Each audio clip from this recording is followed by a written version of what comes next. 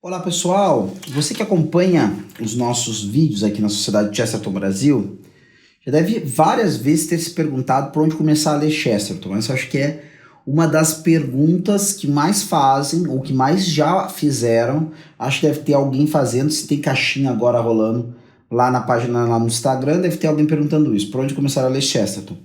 Essa pergunta é uma pergunta muito cabível, muito válida, uma pergunta que tem um porquê de ser.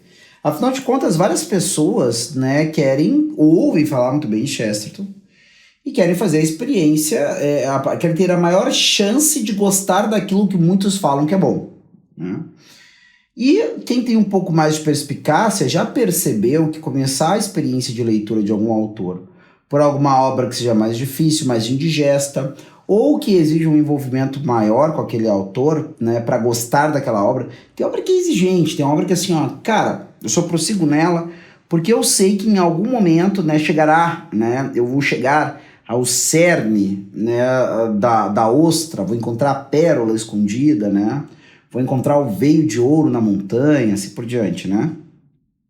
Agora, se eu não sei se tem pérola na ostra, veio de ouro na montanha, se eu não sei se tem alguma coisa que vale a pena aquele esforço, é muito comum que eu abandone a leitura, não retorne mais, acredite que não é para mim, assim por diante. Então, claro, essa pergunta se coloca, mas não é disso que eu gostaria de falar aqui, né? Vocês vão encontrar mais de um conteúdo falando sobre por onde começar a ler Chesterton, tanto na página no Instagram como aqui no YouTube também. Vocês encontram, tem eu falando, provavelmente tem vídeo também do Júnior Volcan falando, tem outras pessoas que colaboram conosco que falam sobre como começar ou por onde começar a ler Chesterton, certo? Bom, mas para quem já nos acompanha há algum tempo aqui, para quem já está, né, talvez já, primeiramente, já adquiriu também os seus livros de Chesterton, né? Ou seja, já adquiriu uma obra ou outra, ou então conseguiu emprestado. Então assim, já li, Rodrigo, já li um livro de Chesterton, tá? Já conheço, né, alguma coisa da obra dele, já li um livro, já li dois, talvez tenha lido Ortodoxia, talvez tenha começado por Hereges, talvez tenha lido uma obra menor, Tremendas Trivialidades, O que há de errado com o mundo, assim por diante, né, aí, né, tantos livros que nós publicamos aqui, também que são publicados por outras casas editoriais e tudo mais. Bom, você já fez essa experiência, você já leu o livro, você achou, não, Chesterton vale o meu tempo. Chesterton vale, é um autor que pode me ajudar, e muitas pessoas têm isso. Chesterton é um autor que ajuda as pessoas, né, a encontrarem respostas para dilemas que enfrentam, né, e muitas vezes, né, é um autor que ensina as pessoas, né, como solucionarem, darem nomes a coisas que elas não conseguiam dar o nome, certo? Chesterton às vezes uma imagem que, nossa, era isso que eu sempre senti, mas eu não tinha conseguido expressar, e assim por diante. Evidentemente, mesmo com as dificuldades, né, da tradução, que é sempre uma dificuldade, né, trazer de uma língua para outras ideias de um autor, Chesterton é um mestre da linguagem, certo? Era um mestre, né, na sua língua, na língua em que escreveu originalmente, e evidentemente essa maestria não se perde, né, pelo menos na sua essência, numa boa tradução. Bom, eu já fiz essa experiência. Tenho um livro, consegui o livro, li o livro, encontrei significado, sentido, né, Chesterton é um dos autores que vale a pena eu me dedicar. Bom, qual é a parte que se segue agora? É muito comum nas nossas vidas, né, que a gente encontre uma série de autores e leia alguma coisa de relevância de cada um deles, certo? Autores, inclusive por indicação das pessoas, a gente fala muito dos clássicos, né, dos grandes autores que têm, né, a relevância da sua obra comprovada no tempo, tanto pela transmissão de geração em geração, mas também pelos efeitos que houveram na vida das pessoas, né, dos indivíduos, de cada um dos indivíduos, mas também da sociedade como um todo, das sociedades onde esses autores chegaram, né?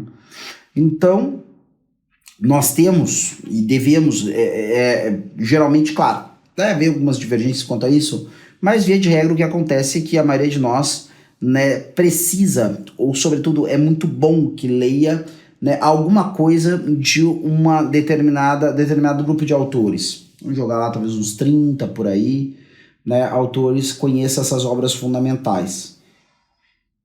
E talvez você tenha percebido, depois de algumas leituras, e aí nós começamos uma outra etapa, você leu os livros, você, né, encontrou em Chesterton um autor diferenciado, você já tá com envolvimento com Chesterton e ao mesmo tempo é uma pessoa que não tem tão poucas leituras assim. Então você já percebe que Chesterton tem algumas peculiaridades que você não encontra em qualquer outro autor. Não é fácil encontrar o que Chesterton oferece. Talvez alguns, já vi pessoas fazendo correspondências com alguns autores. Ah, Chesterton é semelhante a isso, ou Chesterton tem muito tom daquilo, ou então alguém me diz, este autor fala como Chesterton, ou nessa parte ele se expressou como Chesterton, e tudo mais, certo? Só que é muito raro, né? Chesterton tem as suas peculiaridades, principalmente pela questão da rapidez da linguagem, né? Do gosto pelo jogo de palavras, por uma clara profundidade de ideias que vem através de uma linguagem, né, muito, às vezes, simples, se não, às vezes, até minimalista. Né? Tem ideias que estão contidas, que são praticamente tratados inteiros, que Chesterton condensa num parágrafo ou, às vezes, numa frase, certo? Evidentemente, né, isso vai depender muito do trabalho de quem olha para aquela frase e enxerga naquela frase tudo aquilo que colocaria, por exemplo, num artigo inteiro, tá? Mas a gente percebe que existe essa escapada. Chesterton dá caminhos para que a pessoa faça estudos mais amplos, às vezes a partir de algo muito simples ou algo muito breve que ele falou. Simples e breve, né? Ser simples às vezes, né, traz mais dificuldades, né, para o intérprete do que algo complexo em muitas partes. Bom, eu percebendo tudo isso, talvez seja um momento em que eu precise dar um passo à frente. Um compromisso a mais com o autor, né? Então, se algumas pessoas olham para nós hoje, né, aqui na Sociedade Chesterton Brasil, encontram muitos conteúdos para aqueles que estão iniciando ou que gostariam de dar sequência, né, àquilo que iniciaram, esse aqui é um conteúdo especialmente para aqueles que desejam, né, dar essa sequência e se comprometerem mais com o autor, mais com Chesterton, né?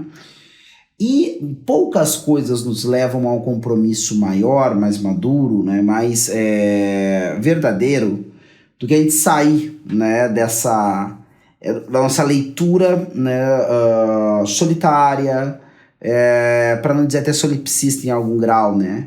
Dessa leitura que se debruça muito sobre o autor, os meus problemas, os problemas que eu acho que o autor levanta, e assim por diante, e de alguma forma começa a compartilhar essa experiência de leitura com outras pessoas, que inclusive viram possibilidades distintas nos livros, né, que eu mesmo já li, que muitas vezes levaram o autor, né, para participarem dela, com elas, da reflexão sobre problemas que nós não temos, talvez que nós não pensamos, né? Por exemplo, uma mulher que leia Chesterton vai ter certas implicações e olhar com algum detalhe a mais, né, diferente do que, por exemplo, um homem muitas vezes olharia. Porque homens e mulheres, né, em muitas circunstâncias distintas, têm prioridades distintas, né? Pessoas, né, em ambientes sociais distintos, pessoas em idades diferentes, pessoas com condições sociais, né, e financeiras distintas, podem olhar para o mesmo autor, né, desses pontos de vista diversos e mostrar, né, especialmente quando compartilho isso com outras pessoas, que existem riquezas, existem leituras, existem possibilidades e mesmo limites dentro do autor que talvez nós não perceberíamos. Nós não perceberíamos por quê?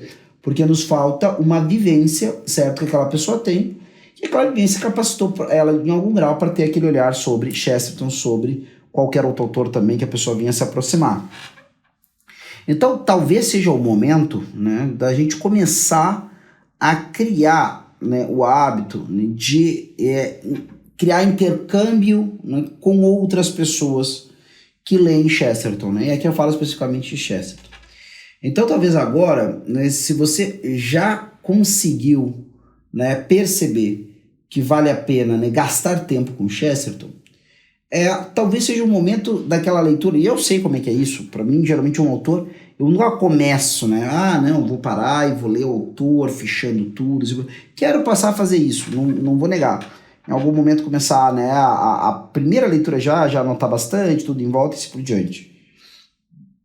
E, geralmente, um autor que eu ainda não conheço precisa me convencer sobre isso. Convencer que vale a pena gastar esse esforço todo, certo? E a partir daí, então, começar a fazer anotações e assim por diante. E talvez seja um primeiro ponto de partida nós começarmos, né, a anotar, né, a criar um método de estudo relacionado a Chesterton. Então, eu tinha falado anteriormente sobre a questão de me reunir com outras pessoas que também estudam Chesterton, que também se interessam, querem compartilhar ideias. Isso é algo que está sempre à mão, né? Eu não acredito que ninguém precise de um estudo mais aprofundado de Chesterton para sentar com uma pessoa, sei lá, conheço eu, tem eu mais 2 ou 3 amigos que gostam muito, né, do autor, já leram 1 ou 2 ou 3 ou mais obras dele e querem se reunir, né, algumas vezes aí, conforme for possível, para tomar uma cerveja e conversar sobre algumas ideias de Chesterton, sei lá. O cara ficou, né, mexido pelas ideias relacionadas à eugenia, né, os ataques do Chesterton, a defesa da vida humana, né, e a denúncia, ou então o ataque que Chesterton faz à eugenia, né, e outras coisas negativas nesse sentido. Então eu quero sentar com alguns amigos para falar sobre, né, a vida humana ou a defesa da vida, alguma coisa assim, em Chesterton. Né, isso está sempre à disposição. Né? E, não, perfeito, li o livro também, gostei, achei interessante, vamos sentar, vamos conversar. Isso é algo que está sempre à disposição da gente. Né? Se nós temos alguns conhecidos ou amigos que gostariam de sentar e conversar sobre um autor conosco, né, isso está sempre à disposição. Mas junto disso, das pessoas começarem a se reunir e a primar por isso, por estarem juntas conversando e trocando ideias sobre, né, esses autores, pode ser no ambiente físico, às vezes no ambiente virtual, é a possibilidade que existe, né, também, né, particularmente estabelecer um diálogo, certo? Um diálogo com este autor, um diálogo mais maduro do que a mera, né, a mera já é alguma coisa, mas a leitura, né, um pouco descansada, a leitura flutuante deste autor. Né? Ela teve um passo interessante, né, desse caminho de me comprometer mais com o autor, além de me reunir com as pessoas que eu conheço, que sei que leem ele, ou então, né, me reunir, seja em qual ambiente for, ambiente virtual ou não, e assim por diante, é passar então principalmente as obras. Chesterton, para quem já conhece alguma coisa da obra de Chesterton, você tem 2 grandes blocos, eu chamaria assim, né, das obras de Chesterton. Você tem as obras que são relacionadas às ideias, ou vou chamar assim de proposição de ideias, ou então as obras literárias de Chesterton. É claro que as obras literárias de Chesterton são, né, permeadas por uma série, né, de ideias e conceitos que são filosóficos ou teológicos ou assim por diante, certo? Ou seja, coisas que têm um grande potencial, né, de virarem objeto de um estudo ou algo do tipo. Vocês têm os livros de proposição de ideias, que é onde ele ali está fazendo isso, argumentando através de artigos e ensaios acerca de uma ideia, de um ponto de vista, né, de um partido a defender, né, numa questão, né, disputada entre 2 partes ou mais, certo?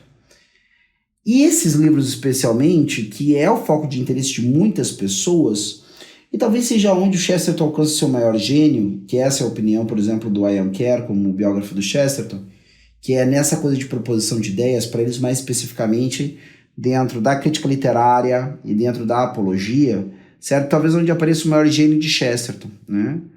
E aí aquela coisa, é fantástico, nós podemos contar e ter à mão, né, anotações que nos permitam ter rapidamente acesso àqueles pontos que eu acho realmente formidáveis, muito bacanas, muito explicativos, onde eu percebo especialmente aonde Chesterton conseguiu explicar muito bem aquilo que é especialmente complicado, que algumas pessoas não conseguem explicar de forma alguma, certo?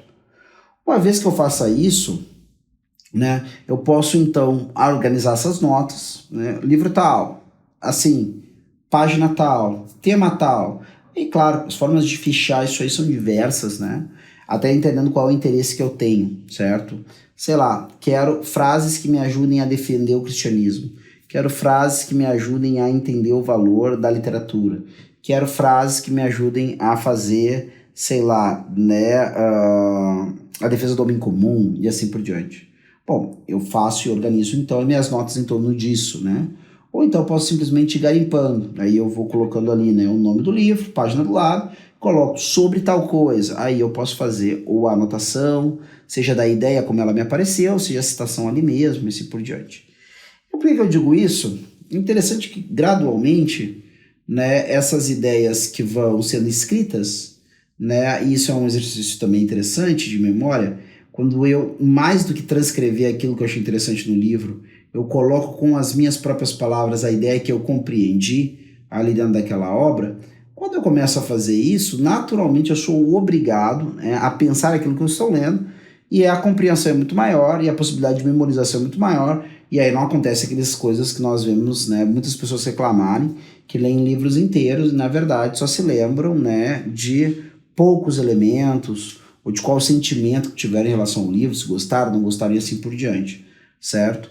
E a partir daí, com essas anotações, nós teremos de alguma forma, né, desde do primeiro momento, né, ou então numa segunda leitura, numa releitura e assim por diante, né, aqueles pontos elementares, certo? Que depois vão transformar isso não só como algo que foi de alguma forma melhor interiorizado, mas como um instrumento, né, e principalmente para aqueles que têm que lidar com a docência, ou seja, dando aulas, para aqueles que costumam dar palestras com os mais diversos fins, seja motivacional, seja através de uma catequese, seja através, né, da instrução de um grupo, né, com um objetivo, sei lá, grupo esportivo, aí tem aquela preleção antes, aí você quer algumas frases, né, que você sabe que vão impactar as pessoas, que vão dar um sentido grande, né, você quer, né, ajudar os seus alunos, né, dentro de uma determinada disciplina, a se orientarem com o espírito correto, tudo mais. Bom, essas coisas todas.